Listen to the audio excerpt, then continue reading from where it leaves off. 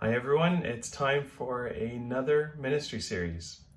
We just came off our last one called Jesus and we looked at a lot of relevant topics.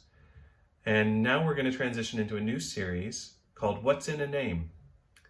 And it's around the names of Jehovah, the names of God, but there are specific Jehovah names that we can read of in Scripture in the original language that help us to understand a bit more about who God is. And the idea of, the name Jehovah really actually conveys a thought of a present and existing God. Not a distant God and not a God who is hands-off, but a God who is very much here with us and very much interested in our lives and connected with us in our lives and in the details of our lives. And so that's what this kind of old classic name Jehovah implies, and we're going to look at some of these old names, old in terms of they've been around for a long time, and we don't really use them a lot nowadays, but there's value in those names.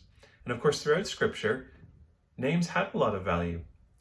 Children were named in such a way that it conveyed a meaning, and we don't do that so much anymore. We kind of choose the names we like, but names were really important in Scripture, and the names of God are extremely important because they explain to us a bit more about Him, and we can learn a lot about the character of God through the names in Scripture. And so this is a 6-week series. There's going to be a break in the middle. So we're going to have the next 3 weeks in July, the first 3 Sundays in July, we're going to be looking at this series, and then we're going to take a break, and then the last 3 in August. Last 3 weeks in August, we're going to have this series as well. So a variety of speakers. And the names that we're going to look at are Jehovah Jireh. That's the first one next week, and Martin's going to bring that to us. And Jehovah Jireh means the Lord provides.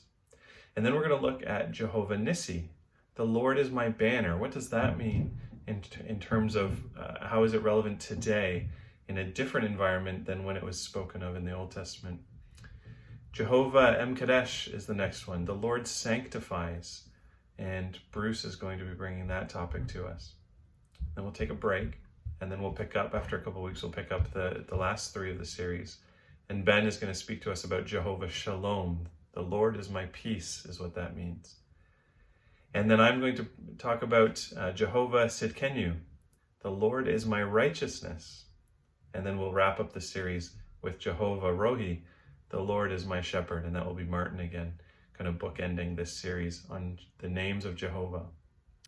So that's going to take us through July and August. Largely, there'll be a few other ministries that don't pertain to this series, but for the most of July and August, we'll be looking at what's in a name, and we'll be looking deeper at these old names that can really help bring God even more to life in our lives today. Remember, the name Jehovah means a present God, and we're going to look at how He is present and active in our lives. So I look forward to this series, and enjoy it.